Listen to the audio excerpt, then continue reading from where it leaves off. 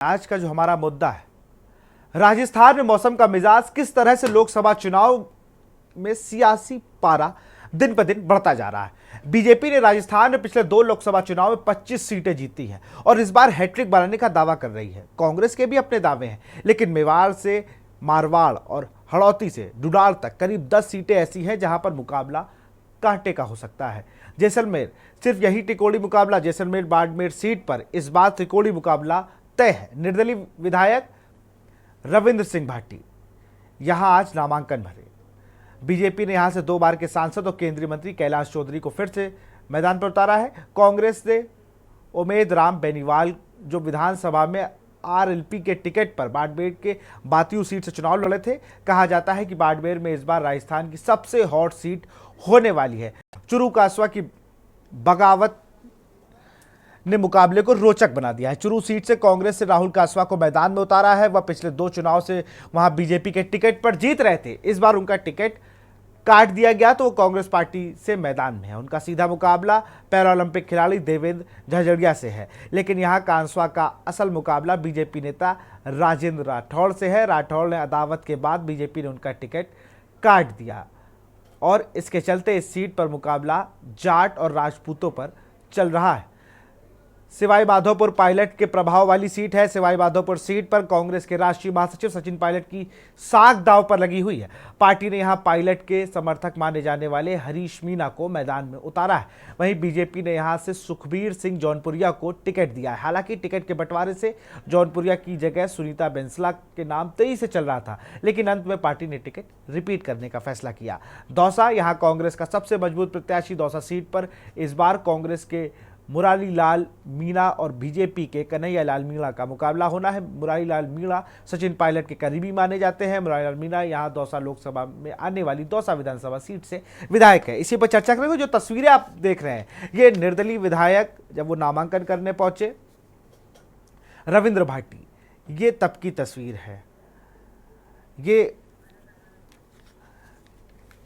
किस तरीके से जो राजस्थान की जनता है ना, वो अपनी सहभागिता किस तरीके से लोकतंत्र पे दिखा रही है, ये उसकी तस्वीर है। यहां पर सिर्फ निर्दलीय नहीं, वहां कांग्रेस के प्रत्याशी जो लड़ रहे हैं उनको भी खूब अपार समर्थन मिल रहा है। जो हमारे लोकसभा के अध्यक्ष हैं ओम बिरला, उनको भी खूब अपार ऐसे ही जन समर्थन मिल रहा है। ये तस्वीरें ओम बिरला के नामांकन की है।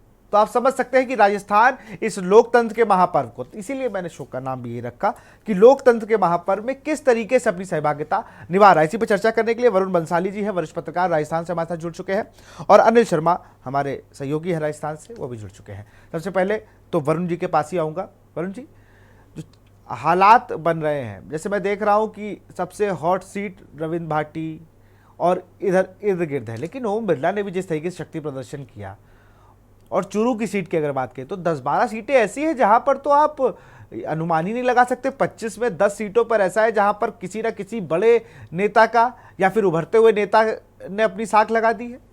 वरुण जी, देखिए, समझने वाली बात यहाँ पर ये है, और इन सब बातों में जो सबसे बड़ी खुशखबरी वाली बात ये है कि राजस्थान की आम जनता का जो पार्टिसिपेशन दिख रहा है चुनाव में, वो वाकई एक खुशखबरी है। पिछले कुछ चुनावों से आप देखेंगे राजस्थान में वोटर टर्नआउट जिस तरह से बढ़ा है, लोगों का इंटरेस्ट जिस तरह से चुनाव में बढ़ा है, इस बार वो और बढ़ चढ़ के दिख रहा है। ये जाहिर तौर पर एक बहुत ही सुखद खबर है। लेकिन जो दूसरी बात हम कर रहे हैं कि सीटों पर चुनौती है, जाहिर सी बात है चुनौती है, 10 साल की एंटी इनकम्बेंसी भी है, ये सारी चीजें हैं। लेकिन सबसे बड़ी और सबसे स्पष्ट बात यह है कि लोकसभा चुनाव केंद्र में सरकार बनाने का चुनाव होता है, अपना प्रधानमंत्री चुनने का चुनाव होता है। हर शख्स जो घर से निकलता है वोट देने को, वो ये सोचता है कि मेरा वोट वेस्ट तो नहीं होगा, क्या मैं अपना प्रधानमंत्री, मैं जिस शख्स को चुन रहा हूं वो प्रधानमंत्री बनेगा कि नहीं।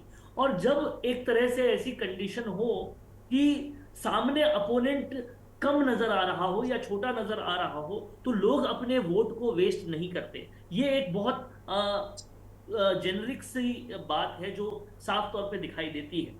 हाँ, लेकिन ये कहते हुए मैं ये नकारूंगा नहीं कि इन सीटों पर बहुत जबरदस्त कंपटीशन है, बिल्कुल कंपटीशन है। लेकिन वो कंपटीशन के बाद आप आज की प्रधानमंत्री मोदी की चुरू वाली रैली देखिए, या जो हाल ही में प्रधानमंत्री मोदी मोदी की कोटपुतली वाली रैली हुई थी वो देखिए, आपको साफ तौर पे समझ में आएगा, पता चलेगा कि बहुत जबरदस्त माहौल में गर्माहट लाने वाली वो रैली थी। और खासकर क्योंकि राहुल कस्वा की आपने बात की, तो चूरू की रैली की बात करनी बहुत जरूरी है। प्रधानमंत्री मोदी ने आज जिस तरीके से वो एक सेंटिमेंटल कार्ड खेल रहे थे राहुल कस्वा, उनका सेंटिमेंटल कार्ड को सेंटिमेंट से ही जवाब दिया और साफ तौर पे कहा कि जो आपको आपके सामने खड़ा है भाजपा का कैंडिडेट, वो भी जाट का बेटा है और वो गरीबी से उठा हुआ है। मैंने उनकी माँ के आंखों में सपना देखा था और उस सपने को पूरा करने के लिए मैंने देवेंद्र झांझड़िया को टिकट दिया है। तो उन्होंने, प्रधानमंत्री मोदी ने कहीं ना कहीं स्पष्ट कर दिया चूरू की जनता को कि सामने वाला भी जाट है, गरीब है, उन्होंने देश का नाम रोशन किया है, विशेष योग्यजन होते हुए ओलंपिक मेडल लाए हैं और इसलिए भाजपा ने उनको टिकट दिया है। कहीं ना कहीं माहौल बदलने वाली ये रैली थी। और जहां बात कर रहे हैं रविंद्र सिंह भाटी की, तो जाहिर तौर पर एक बहुत तेजी से पॉपुलर होते हुए नेता अच्छा, है। कारण क्या है? मैं वरुण जी, मैं पूछना चाहूंगा, रविंद्र भाटी जिस तरीके से जब लड़े थे चुनाव यूनिवर्सिटी का, अखिल भारतीय, उनके साथ एक दिक्कत रही, अखिल भारतीय विद्यार्थी परिषद तब उनका टिकट काटा, फिर वो आते हैं विधायकी लड़ ले, यहाँ भाजपा उनको टिकट नहीं देती, कांग्रेस की तरफ जाने का मन बना नहीं, निर्दलीय लड़े, जीत गए। इस बार उन्होंने निर्दलीय पर्चा भर दिया, तो और जितना फेम मिल रहा था, मुझे लगता है एक साथ सब कुछ मिल रहा, तो कह रहे तुरंत तुरंत भुनाते जाओ, बाद में फिर दिक्कतें हो सकती, क्या ये मानना भी है? देखिए, जाहिर तौर पर सबसे पहले आपने पूछा कि उनका टिकट क्यों कट रहा था, तो क्लास में बहुत सारे सीनियर्स होंगे, कोई जूनियर अपने आप को बड़ा दिखाना चाहेगा तो सीनियर जो है वो उस चीज को सहन नहीं करेंगे। टिकट कटने की सिंपल सी यही वजह थी। लेकिन वो जो जूनियर है, वो अगर बहुत जबरदस्त तरीके से उनकी पर्सनालिटी हो, उनका बोलने का लहजा हो, अपनत्व बनाने का लहजा हो, तो जो सचिन पायलट जिस तरह से क्रेज लाए थे, कुछ उसी तरह से क्रेज ये भी ला रहे हैं। लेकिन समझना पड़ेगा इस बात को कि जैसलमेर बाड़मेर का जो लोकसभा क्षेत्र है, वो क्षेत्र काफी बड़ा है। और ये जो सोशल मीडिया पे रील्स दिखाई दे रही हैं, ये शिव विधानसभा भर की रील्स हैं, आप समझ रहे हैं? तो ये काफी दोनों चीजों में अंतर है। और हालांकि इसमें मैं ये नहीं कह रहा कि उनकी बहुत जबरदस्त फैन फॉलोइंग नहीं है, फैन फॉलोइंग है। लेकिन अगर इस राजनीति के अंदर और घुसकर आप देखेंगे, इस परत के नीचे की परत देखेंगे, तो पूछ कर देखिए कौन है रविंद्र सिंह भाटी। रविंद्र सिंह भाटी के दिल में आज भी भाजपा ही है, वो बिल्कुल। वापस शामिल भी भाजपा में ही होंगे, उनके सारे के सारे समर्थक यही कहते हैं। और बड़ी राजनीति करने के लिए, उन्हें अपना काम करवाने के लिए वापस भाजपा में देर सवेर आना ही होगा। कांग्रेस उनकी विचारधारा है ही नहीं। जो राजस्थान में कौन नेता आगे बढ़ रहा है, ये तो चलिए ठीक है, वो तो राजनीतिक पार्टियों की बात है, लेकिन जिस तरीके से आम जनता, वो इस, जैसे कहा जाता है कि भाई अब त्यौहार आ गया है, ये महापर्व है, पूरे सारे दस्तावेजों में ये कहा जाता है, हम लोगों से भी इसमें सहभागिता करने के लिए बात कही जाती है, लेकिन जिस तरीके से राजस्थान की जनता इस पूरे इलेक्शन फेस्टिवल को एंजॉय कर रही है, वो जितनी इसमें आकर भाग ले रही है, ये कहीं ना कहीं काबिल तारीफ है। जी, मैं बताना चाहूंगा कि हम अधिकतर फील्ड पे रहते हैं। फील्ड पे जो मतदाताओं का रुझान है, मतदाताओं का कहना है कि ये लोकसभा चुनाव नहीं, ये मोदी का चुनाव है। क्योंकि मोदी ने जो योजनाएं दी है, जो भारत देश को जो आगे तक लेके गए हैं, तो जनता कहीं ना कहीं जो उनके कामों से खुश है। तो हम बराबर यहाँ पे फील्ड पे हैं, फील्ड पे बराबर रुझान जो मिल रहे हैं, तो उनका कहना यही है कि ये मोदी का चुनाव है और हमें वापस जो है कि वो मोदी को ही जिताना है। और यहाँ से जो राजस्थान की 25 लोकसभा सीट है, 25 की 25 लोकसभा सीट हम भाजपा की दामन में डालेंगे। जी जी बिल्कुल, वरुण जी के पास फिर से आऊँगा। वरुण भाई, ये जो, जैसे अगर बात करें, हम 25 हैं, 2 बार से 25-25 सीटें लगभग जीती रहे हैं भारतीय जनता पार्टी, इस बार के क्या आकलन है? देखिए, समझने वाली बात यह है कि 25 सीटें क्यों जीत रही थी भाजपा। अगर इसको समझने की कोशिश करें तो हमें यह भी समझ में आ जाएगा कि इस बार क्या होगा। क्योंकि सामने जो अपोजिशन है, उसमें सवाल यही पूछते हैं लोग, प्रधानमंत्री कौन बनेगा, कौन लीडर बनेगा, और वो सवाल का जवाब कभी मिलता नहीं है।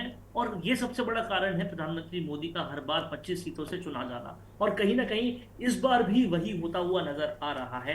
हालांकि इस बार अच्छी बात यह है, कुछ युवा चेहरे सामने आए हैं। दौसा में नरेश मीणा का चेहरा जो कि निर्दलीय है वो भी सामने आया है, उन्हें भी बहुत जबरदस्त लोकप्रियता मिल रही है। अभी हमने बात शिव विधानसभा से आने वाले रविंद्र सिंह भाटी की वो भी बहुत जबरदस्त तरीके से कैंपेन कर रहे हैं। तो इस तरह से लोकतंत्र का एक उत्सव देखने को मिल रहा है। लेकिन अल्टीमेटली जिस तरीके से अनिल जी ने भी कहा कि प्रधानमंत्री मोदी का कोई विकल्प नजर नहीं आता, और जिस तरीके से देश की औकात दुनिया में बढ़ी है, देश का कद बढ़ा है, जो चीजें असंभव होती हुई दिख रही थी वो संभव हुई है। चाहे राम मंदिर देख लीजिए, चाहे 370 देख लीजिए, तो लोगों को ये दिख रहा है, दिखने वाले चेंजेस हैं। अयोध्या में जिस तरह से टूरिज्म बढ़ा है, या जिस तरह से टूरिज्म बढ़ा है महाकाल मंदिर उज्जैन में, या फिर जिस तरीके से देश भर में ये बदलाव हुआ है। प्रधानमंत्री मोदी कुर्सी डाल के लक्षद्वीप में बैठते हैं और डूब जाता है मालदीव। इस तरह के प्रधानमंत्री अगर किसी देश को मिलते हैं तो वो देश गर्वान्वित महसूस करता है। और ये जो वोटर टर्नआउट आपको दिख रहा है, ये जो रैलियों में लोग आपको दिख रहे हैं, ये सारे लोग सोशल मीडिया के जमाने में जीते हैं। इनको हर चीज की इंफॉर्मेशन मिलती है, और ये इन्फॉर्म्ड वोटर्स हैं, इंफॉर्मेशन के साथ वोट देते हैं, इसलिए लोकल बहाव में नहीं आते। और मैं आपको एक छोटी सी बात बताऊंगा जिससे बहुत सारी चीजें और स्पष्ट हो जाएगी।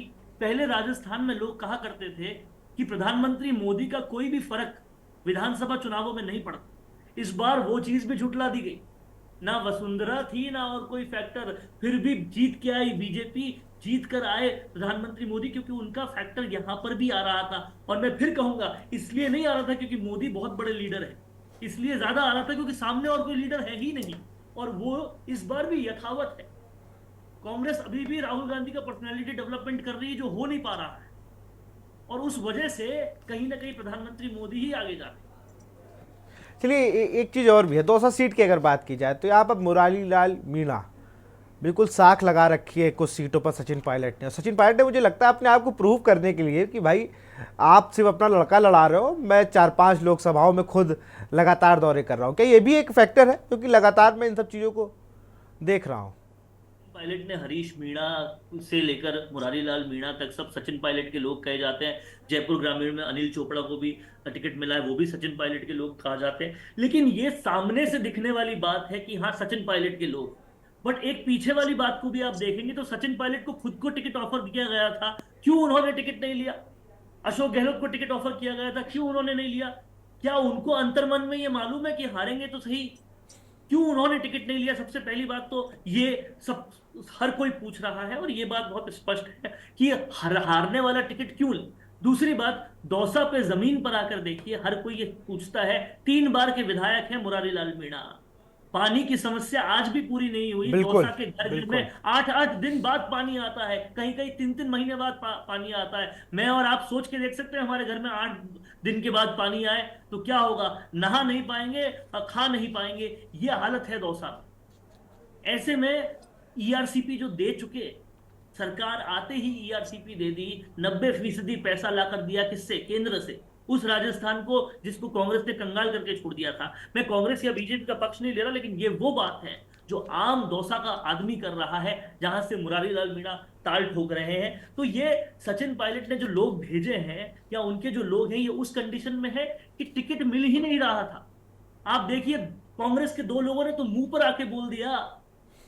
एक राजसमंद वाले ने मुंह पर आकर बोल दिया कि मेरे को तो पता ही नहीं था, मुझे टिकट दे दिया। और एक या प्रताप सिंह खाचरियावास लोगों से साफ साफ कह रहे हैं माहौल तो बीजेपी का है, लेकिन मुझे खड़ा कर दिया तो अब मेरी जिम्मेदारी बनती है। ये हालत कांग्रेस की है। ये तो कहीं मुझे लगता है लोकल बॉडी जो संगठन है वो क्या कर रहा है, क्योंकि संगठन पे ही पूरा चुनाव लड़ा जाता है। भारतीय जनता पार्टी अपनी संगठन की वजह से सरकार बनाती है, लगातार मंचों से कहती है, लेकिन यहाँ तो दिक्कत है कि यहाँ 2-3 गुट चल रहे हैं। देखिए, कांग्रेस का जो संगठन है वो 2 बहुत इंपॉर्टेंट काम कर रहा है। एक काम उनका जो बहुत इंपॉर्टेंट हो रहा है वो है बीजेपी में जाने का। उसमें महेंद्रजीत सिंह मालवीय से लेकर सब लोग बीजेपी में जा रहे हैं, तो वो पूरा टूरिज्म बना हुआ है, सब लोग बीजेपी में जा रहे हैं। दूसरा एक बहुत जो अहम काम कर रहे हैं वो है आपसी सरफुटअव्वल का। हर जगह आपसी सरफुटअव्वल देखने को मिल रहा है। आज हाल ही में आप देखिए, बाड़मेर जैसलमेर में खुद कांग्रेस के ही कैंडिडेट रह चुके कर्नल सोनाराम उम्मीदवार की बुराई करते हुए मंचों से नजर आ रहे हैं। ये तो कांग्रेस का हाल है। दूसरा बुराई बाद में करेगा, पहला ये खुद को ही हरा देगी। ये चल रहा है कांग्रेस के अंदर। तो ये दो इंपॉर्टेंट काम वो कर रहे हैं और बहुत व्यस्त है वो इन दोनों कामों में। और गौरव वल्लभ भी चले गए अब तो। गौरव वल्लभ भी आप देखेंगे तो आपको पूरा टूरिज्म नजर आएगा जाते हुए बीजेपी में, क्योंकि अपने ही लोगों को करियर सेटिस्फेक्शन ही नहीं दे पा रही कांग्रेस। कांग्रेस में रहना करियर के लिए कितना अच्छा होगा वो दे ही नहीं पा रही। तो अब लोग रुक कर करेंगे क्या? आप समझिए कि कार्यकर्ता ये सोचता है कांग्रेस में आते हुए मेरा भी वही हश्र होगा जो सचिन पायलट का हुआ था, 2 बार उन्होंने अनशन करना पड़ा था, कुछ करियर में मिलता नहीं है। मेरा भी वही हश्र होगा जो बाकी सब तमाम लोगों का हो रहा है। और राहुल गांधी की पर्सनैलिटी डेवलपमेंट पे लगे रहेंगे, जिनका पर्सनैलिटी डेवलपमेंट हो नहीं पा रहा। हर साल 2 बार थाईलैंड जाते हैं लेकिन कुछ मिल नहीं पाता। कारण ये क्या वाली है, कारण क्या है कि अभी तक हो नहीं पाया उनका डेवलपमेंट?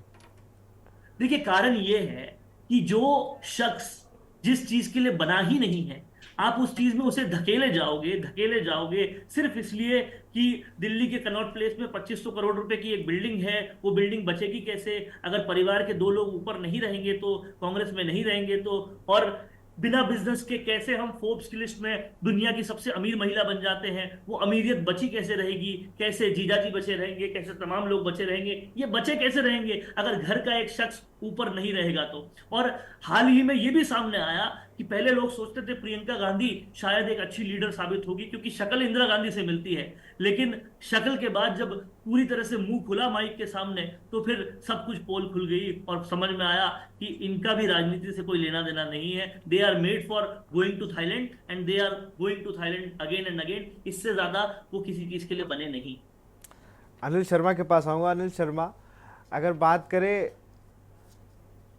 सचिन पायलट और अशोक गहलोत की, इन लोगों ने टिकट वापस किया तो इनके समर्थकों और कार्यालय का क्या उस टाइम जो रिएक्शन था कि भाई सचिन पायलट ने एक जगह ये कहा कि मैं तो लड़ाऊंगा सबको चुनाव, अशोक गहलोत कहीं वैभव गहलोत के उसी में तो नहीं लोकसभा में क्षेत्र में ही घूमते रहे?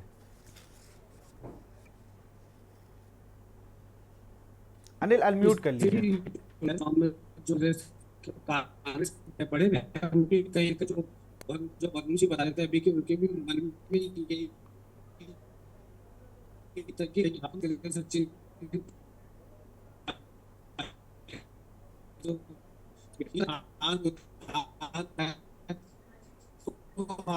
जयपुर ग्रामीण से अनिल चौधरी को लड़ा रहे हैं।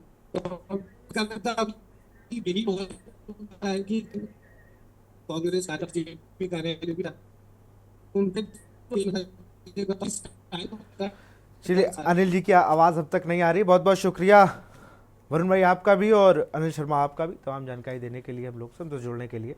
तो हम आज बात करें तो लोकतंत्र का महापर्व जिसको बहुत ही अच्छे तरीके से राजस्थान की जनता उसमें सहभागिता निभा रही है, उसमें भाग ले रही है। ऐसा ही दृश्य हमें लगभग पूरे देश में देखना चाहिए जब ये हम लोग को एक अधिकार मिला है जिससे हम सरकार अपने भविष्य को तय कर सकते हैं। सबको इस जो लोकतंत्र का महापर्व है इसमें बढ़ चढ़ कर हाथ बटाना चाहिए और आगे से आगे इसको में शामिल होना चाहिए। फिलहाल 2024 के महासमर में इतना ही। देखते रहिए के न्यूज़ इंडिया। नमस्कार।